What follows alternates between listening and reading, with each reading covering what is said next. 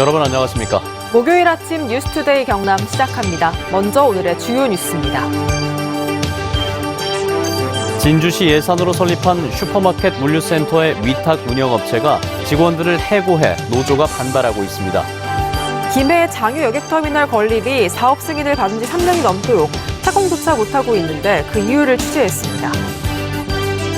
등교 수업이 줄어 학원비와 식비 등 가계 부담이 커지자 경남도의회가 교육재난지원금을 지급하는 조례를 추진하고 있습니다.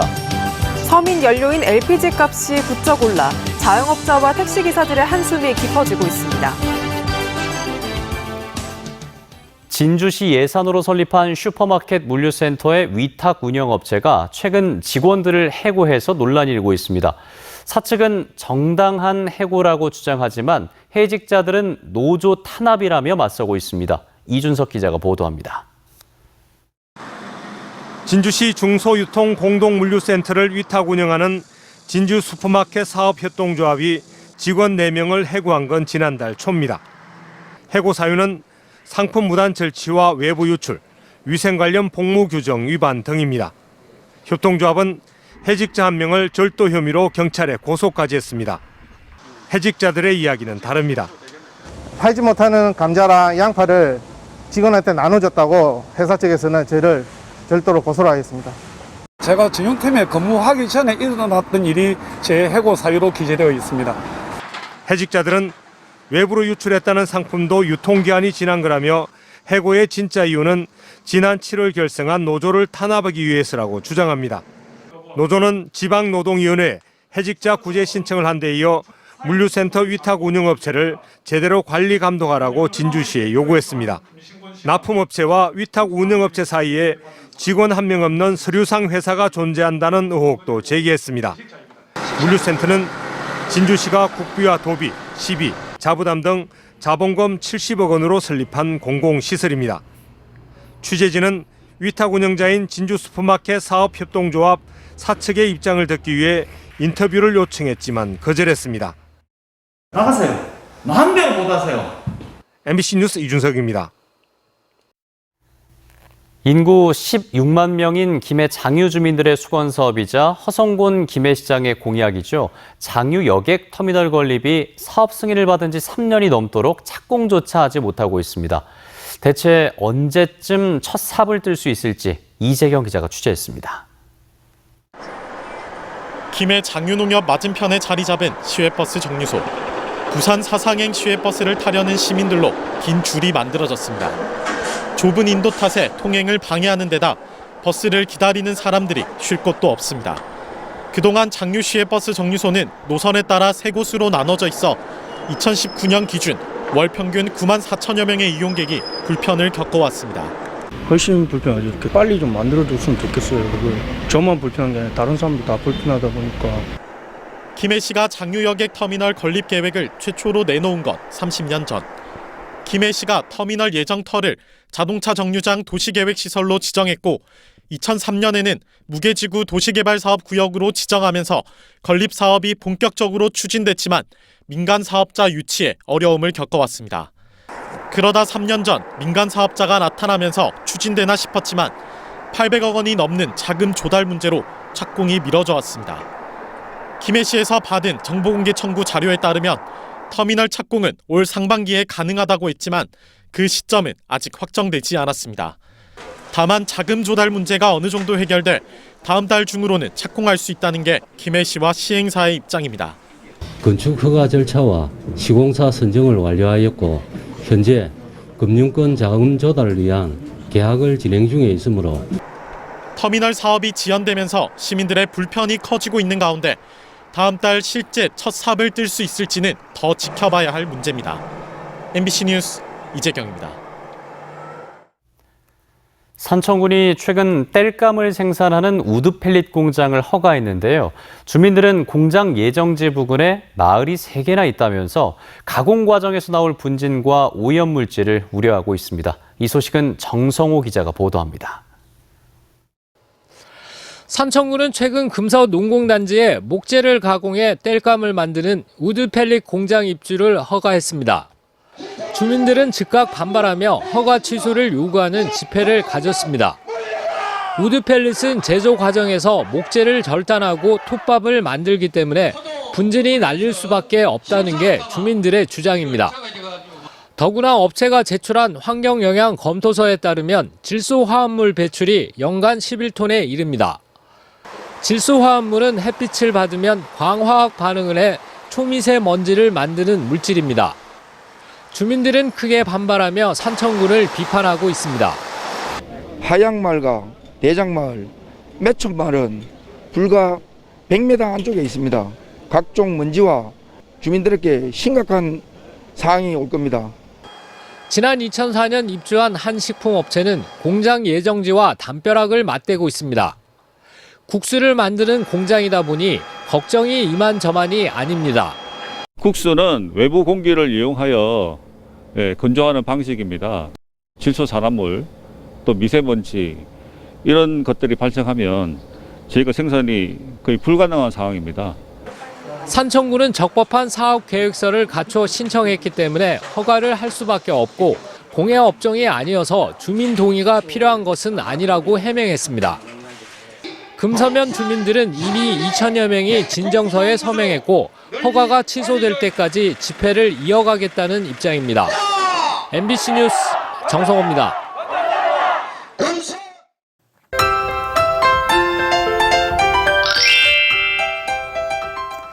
아침 출근길 짙은 안개로 인해 조심히 운전하셔야겠습니다. 대기가 습한 가운데 밤사이 기온이 떨어지면서 경남 내륙 지역을 중심으로 안개가 짙게 꼈는데요. 오늘 함안의 경우 가시거리가 180m, 대곡은 310m까지 바짝 좁혀져 있습니다. 그 밖에 내륙 지역에도 가시거리 1km 미만의 안개가 낀 곳이 많아서 안전운전 해주시길 바랍니다. 오늘도 10도 내외의 큰 일교차가 벌어지겠습니다. 아침에는 선선하지만 낮에는 기온이 30도 안팎까지 오르며 덥다고 느끼실 수 있겠는데요. 오늘 창원의 아침 기온 20도, 진주는 18도, 합천은 15도까지 뚝 떨어졌습니다. 한낮 기온은 창원, 진주 29도, 합천은 28도까지 오르겠습니다. 위성영상 보시면 오늘 가끔 구름이 지나는 가운데 높은 가을 하늘을 보실 수 있겠습니다. 곳곳에 짙은 안개가 끼면서 교통안전에 유의해 주시길 바랍니다. 자세한 지역별 날씨 살펴봅니다. 현재 기온 보시면 창녕이 18도, 밀양도 18도, 양산은 19도에서 시작하고요. 한낮 기온은 밀양과 양산이 30도, 김해는 29도까지 오르겠습니다. 산청의 현재 기온 17도, 사천은 19도에서 시작합니다. 한낮 기온은 산청 28도, 합천은 29도까지 오르겠습니다. 바다의 물결은 최고 1.5m까지 비교적 잔잔하게 일겠습니다. 내일 낮 동안 잠깐 비가 지나는 곳이 있겠고요. 주말에는 대체로 맑은 하늘이 예상됩니다. 날씨 정보였습니다. 코로나19 확산으로 등교 수업이 줄면서 학원비나 식비 등 가계 부담이 커지고 있는데요. 이에 경남도의회가 교육재난지원금을 지급하는 조례 제정을 추진하고 있습니다. 부정석 기자가 취재했습니다. 초등학생 자녀를 둔 하모영 씨.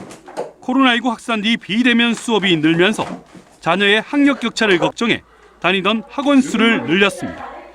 온라인 수업을 집중을 못하게 되니까 학원을 두세 군데 보내던 거를 이제 만족 못하는 부분을 추가해서 더 보내게 되고요. 그럼으로써 이제 비용 발생이 더하게 되는 거죠, 이제. 식비도 눈에 띄게 늘었습니다. 학교 가는 날이 줄다 보니 점심에 오전, 오후 간식까지 매달 20-30만 원을 더 지출하고 있습니다. 코로나19로 등교하지 못한 경남 지역 초중고등학생에게 교육재난지원금을 지급하는 조례가 도의회 상임위를 통과해 본회의에 상정됐습니다. 학습용품을 구매하거나 급식, 방역 등에 필요한 지원금을 현금과 바우처로 지급할 수 있습니다. 지원금 지급 기준과 금액, 방법 시기 등은 교육감이 정하도록 했습니다. 재난으로 인해서 학습권이 보장되지 못하고 교육여건 또 개선을 위해 가지고 학생들에게 교육 재난 지원금을 지원함으로써 이렇게 어려움을 극복하는데 교육재난지원금 조례는 전국 대부분의 시도에서 제정되거나 논의되고 있습니다. 하지만 학교 밖 청소년과 유치원, 어린이집 유아들과의 형평성 문제와 내년 지방선거를 앞둔 성심성 정책 아니냐는 지적도 나오고 있습니다. MBC 뉴스 구정석입니다. 대표적인 서민 연료로 꼽히는 LPG 값이 지난해보다 부쩍 올랐습니다. 가뜩이나 코로나19로 어려움을 겪고 있는 자영업자나 택시 기사들의 한숨이 추석을 앞두고 더 깊어지고 있습니다. 서창우 기자입니다. 20년째 식당을 운영하고 있는 김영철 씨. 코로나19로 예년보다 매출이 절반 이상 줄어들었는데 육류와 수산물 등 재료값뿐만 아니라 액화 석유가스, 즉 LPG 가격도 올라 또 다른 고민이 생겼습니다. 가격이 좀 더 싼 도시가스로 바꾸고 싶어도 1,000만 원이나 들어가는 설치비가 부담돼 계속 쓸 수밖에 없는 상황. 6월달에 오르고 7월달에 오르고 8월달에 오르고 요새 뭐 가게 장사도 잘 안 되는데 또 뭐 이 연료값 같이 오르니까 좀 뭐 부담이 좀 되지요. LPG를 연료로 쓰는 택시기사들도 힘들긴 마찬가지. 안 그래도 손님이 없는데 연료 가격마저 올라 이중고에 시달립니다. 한창 더웠을 땐 비용 걱정 때문에 에어컨이라도 꺼야 하나 고민했을 정도입니다.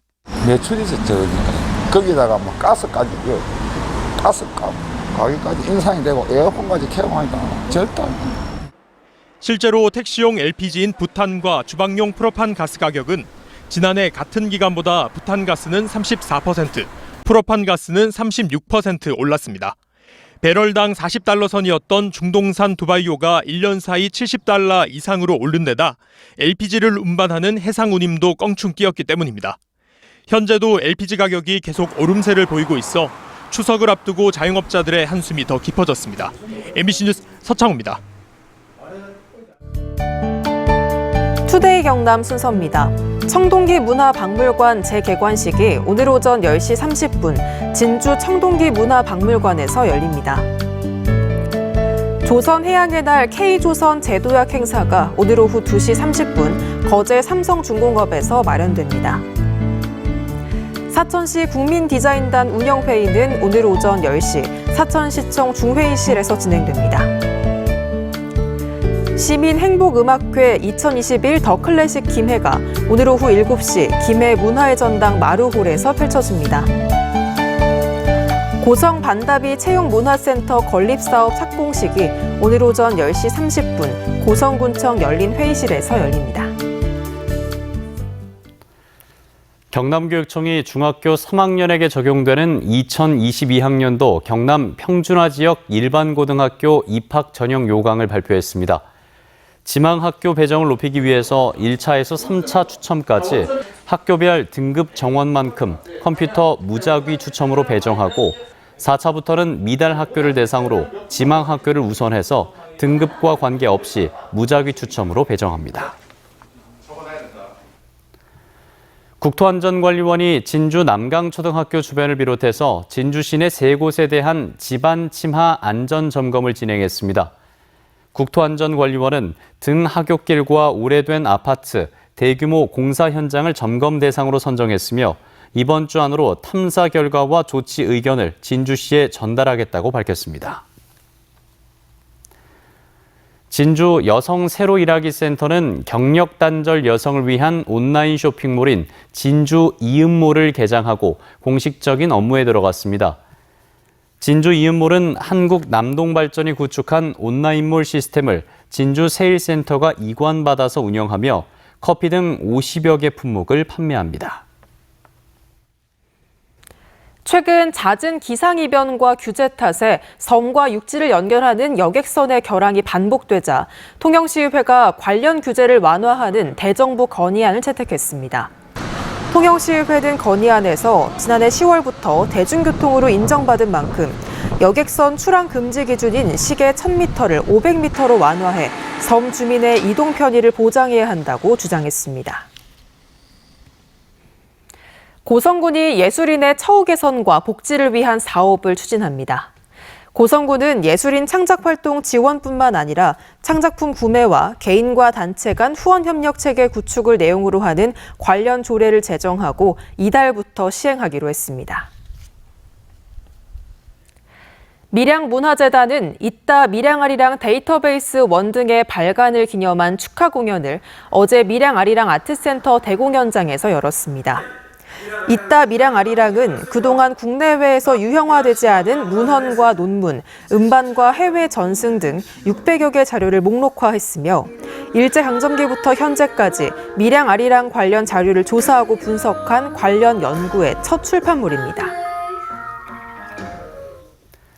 경상남도는 부산, 울산, 경남 3개 시도의 제로페이 가맹점에서 사용할 수 있는 부울경 메가시티 상품권을 오는 16일 오전 10시부터 발행한다고 밝혔습니다. 상품권의 1인당 구매 한도는 20만 원이며 사용기간은 1년인데 3개 시 도민들은 5% 할인된 가격에 구매해 대규모 및 준대규모와 점포와 유흥업소 등 일부 점포를 제외한 3개 시도 제로페이 가맹점에서 사용할 수 있습니다. 진영공익장학재단을 운영하는 굿개발그룹이 추석을 앞두고 소외된 이웃들에게 전달해달라며 약 500만 원 상당의 쌀과 김치를 진영읍 행정복지센터에 기탁했습니다. 진영읍 행정복지센터는 후원 물품을 관내 어려운 이웃 50가구에 전달하기로 했습니다. 한국농어촌공사 경남본부는 농지연금 사업 활성화 방안을 마련했습니다. 주요 내용은 가입 연령 기준을 만 65세에서 60세로 낮추고 저소득, 장기 영농인 대상 우대 상품 도입과 선순위 담보 설정 농지의 연금 가입 기준 완화 등이며 올 하반기부터 법령 개정을 추진해서 내년부터 시행할 예정입니다.